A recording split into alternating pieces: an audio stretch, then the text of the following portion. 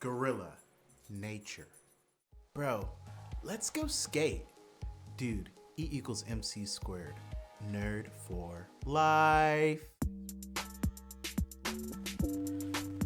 Hello, and welcome to my podcast. And if you're watching on YouTube, thank you for tapping in today. I am so excited to be back. You know, it's been some almost like 2 or 3 months since I did a podcast. I've been so bogged down with so many different things happening in my life. So anyway, I want to thank you guys for tapping in today. Today's podcast is called New Year, New Me. And, there's just been so many things that have been going on. You have to focus on. All right. So with this podcast, what I want to talk about is the dreams and goals that you have are going to require the faith. It's going to require faith without doubt. A lot of people really don't understand what I mean by that. When I say faith without doubt, you can't doubt. You can't have doubt. When it comes to, your ambitions in life, right? Sometimes you're going to have faith without having doubt. You're going to have to believe that, you're going to have to use your faith, and your faith is going to have to be enough, to make what's in your mind, the things that you have in your head, to bring them to reality, right? You're going to have faith 100% without doubting. You're going to have to trust that God has given you the vision that is in your head, and you're going to have to take steps towards that. So last year, my younger brother purchased a house, and the year before that, my god brother purchased a house. After seeing them make these big investments, I was determined to buy my first house. I didn't know how it was going to happen, right? Real talk. I didn't know how it was going to happen. I didn't know where the money was going to come from. I just had faith that God would do it for me.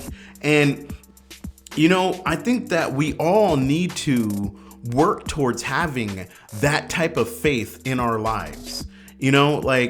A lot of people, they want to pray about things and then, but praying about something and believing that it's going to happen are two different things. We all like to, say that we are spiritually inclined, and we would like to say that our faith is whole, right? But what happens when you are put in a situation to where you have to turn your faith into a living, breathing entity? You hear what I'm saying? Jesus, when he spoke, things came, his faith and his words became reality. You hear what I'm saying? In the Bible, I remember there was a time where there was like a storm happening, and, the disciples, they were on a boat, and the disciples were all worried and stressed out. And in the back of the boat, Jesus was sleeping, sleeping in peace. It's incredible to have that much faith to where you could be in the midst of a storm and everybody else is panicking. Everybody else is stressed out, but you have so much faith that you're sleeping in the back of the boat. And the crazy part about this whole situation is that the disciples came to Jesus. Now, this is proceeding after Jesus had, I believe he had already fed, he had turned the fish into, they fish and the loaves to feed the 5,000 people. It's dude, are you kidding me? Ye, oh ye of little faith. Oh ye of little faith, Oh, I'm sorry. I'm parched. So, you have to have so much faith. Jesus, let me tell you, let's just focus on that story real quick before we go on to the next. Jesus got up and he went and he rebuked the storm he said, peace be still. And automatically, boom, there was peace, like full on, and then the disciples were scared. They were like, what manner of man is this that even the wind and the seas obey him? Incredible. I mean, wow.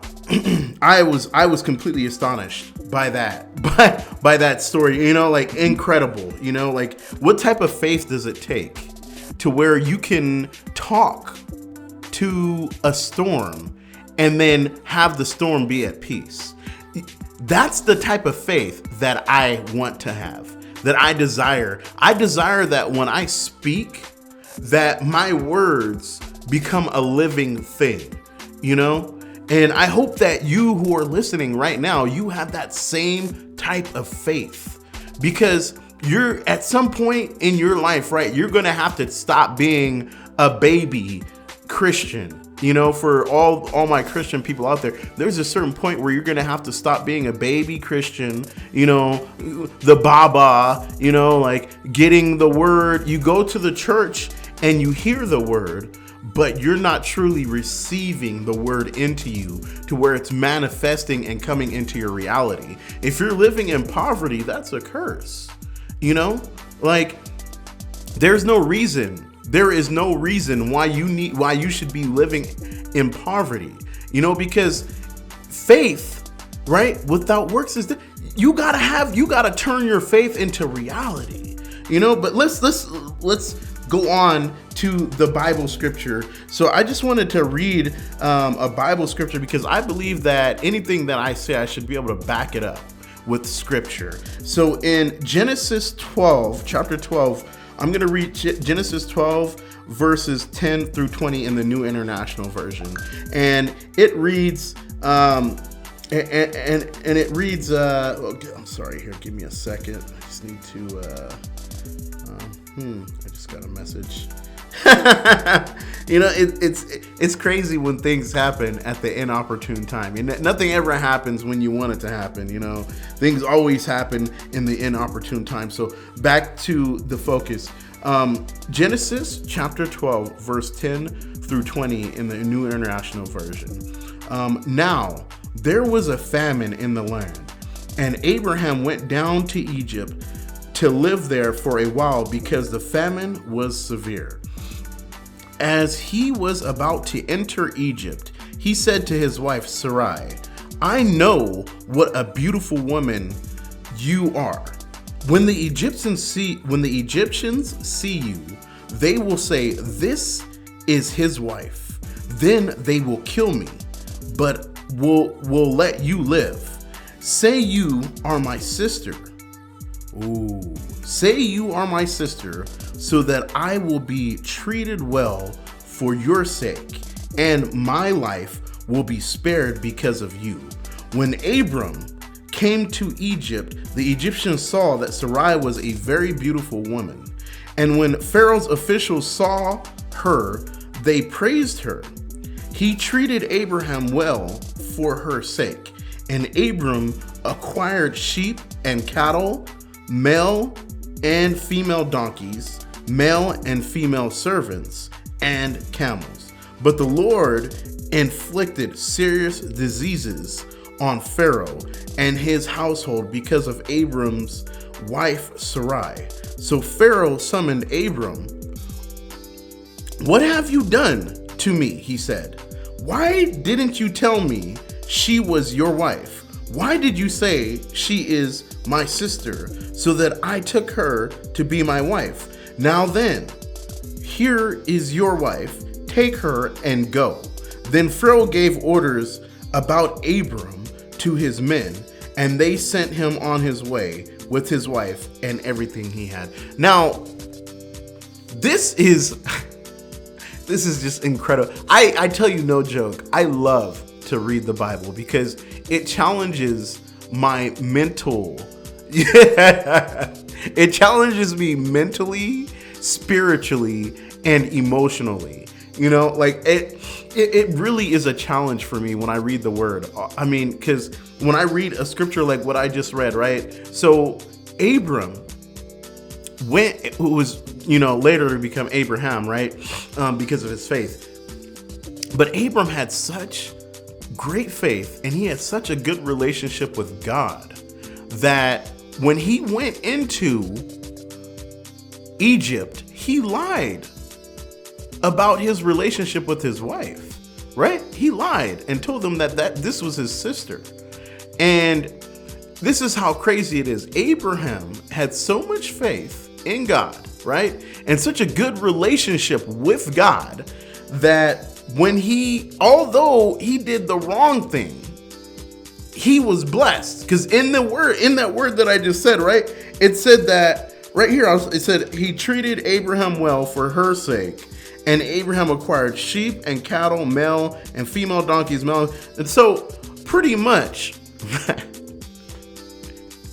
Abram was so blessed and his faith was so right and his relationship with God was so good that he did something wrong and God cursed Pharaoh. It's incredible. It's incredible what I just heard. Like, just imagine that, right? Like, you do something clearly that was wrong. And instead of receiving what you deserve, which is punishment, right? You receive a blessing. Incredible. I need that. That's the type of faith I want to have. Even when I mess up and I make mistakes and I do wrong things, right? Because of my faith and my relationship with God, I receive a blessing instead of a curse. That is the type of relationship that I want to have with God. So, this is just wow. And then it's crazy because he went into, it's happened many times where Abraham would walk into a city and because of his relationship with God and his faith, by faith, he would leave out of that city with more than what he went into the city. That is true blessing to go into a place and leave out with more than what you went into that place with. Incredible. I am just astonished and awe. So the next chapter is the next Bible scripture is Genesis 13. It's continuing on, and I'm going to read verse 1 through 12 in the NIV. So it reads, "So Abram went up from Egypt to Negev with his wife and everything he had.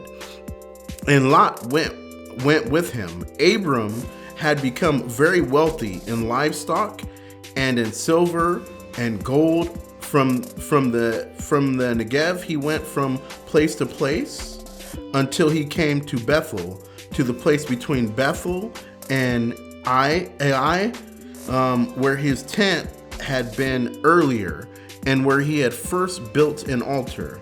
There Abram called on the name of the Lord. Now Lot, who was moving about with Abram, also had flocks and herds and tents, but the land could not support them while they stayed together, for their possessions were so great that they were not able to stay together. And quarreling arose between Abram's herds and Lot's. The Canaanites and the Perizzites were also living in the land at that time. So Abram said to Lot, "Let's not have any quarreling between you and me, or between your herders and mine, for we are close relatives. Is not the whole land before you? Let's part company. If you go to the left, I'll go to the right. If you go to the right, I'll go to the left." Lot looked around and saw that the whole plain of Jordan toward Zoar was well watered, like the garden of the Lord, like the land of Egypt. This was before the Lord destroyed Sodom and Gomorrah. So Lot chose for himself the whole plain of the Jordan and set out toward the east. The two men parted company. Abram lived in the land of Canaan, while Lot lived among the cities of the plain and pitched his tents near Sodom. Now, this is just, you heard it, right? He was rich. He was loaded. He was so blessed That I remember reading a scripture where it says, my cup overfloweth. I believe it's in Psalms I believe it's in Psalms. It talks about where your cup, we need to have that type of faith. If you are a Christian and you're listening to this, you need to have that type of faith where when you have such a blessing on your life because of your faith in God and your relationship that you have with God, key thing, relationship, right? That whoever is around you becomes blessed. People become blessed just by being around you. You heard Abram, right? Not only Abram was blessed, but his nephew Lot, who was with him, right? He was so blessed that God blessed Lot. God blessed his nephew as well to have herdsmen and sheep. That's the type of blessing that I need. I want people to be blessed just from being around me, being involved with me, right? Being connected to me, being family of me, right? You're going to have a blessing on your life because of that, I need that type of, so there must be a point where your spiritual faith manifests in reality. Faith without works is dead. James chapter 2, 14 through 17, right? It says, I'm going to read this, James chapter 2, 14 through 17. What does it profit, my brethren, if someone says he has faith but does not have works? Can faith save him? If a brother or a sister is naked and destitute of daily food, and one of you says to them, depart in peace, be warmed and filled, but you do not give them the things which are needed for the body, what does it profit? Thus also faith by itself, if it does not have works, is dead. So just like I said in the beginning, right? Your faith needs to manifest into reality. So you need to have enough faith to where you need to turn your belief, right? Your prayers into a living thing. So it should motivate you, right? In the physical realm, you need to don't just think about something and then never act upon it.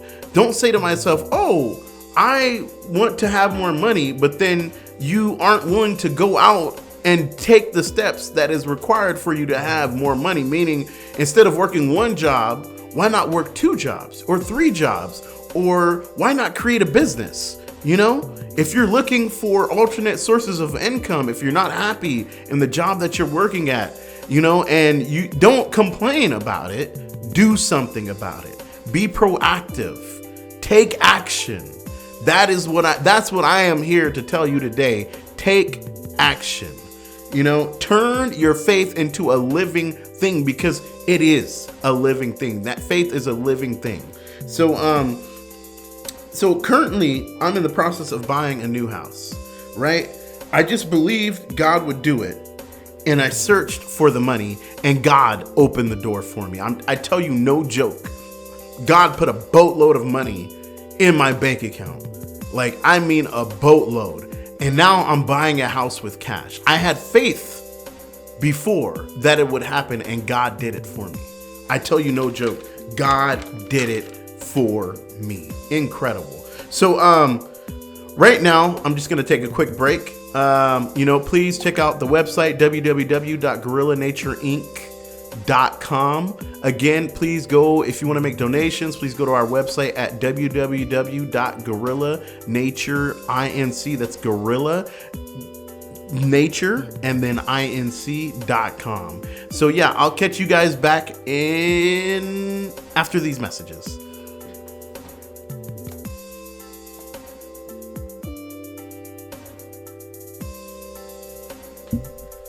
Hello, and welcome back, you guys. Welcome back. So glad to have you guys. Hope you guys, enjoyed that quick little break there. Going back to what I was saying, I just acted as if the money I needed was already mine, right?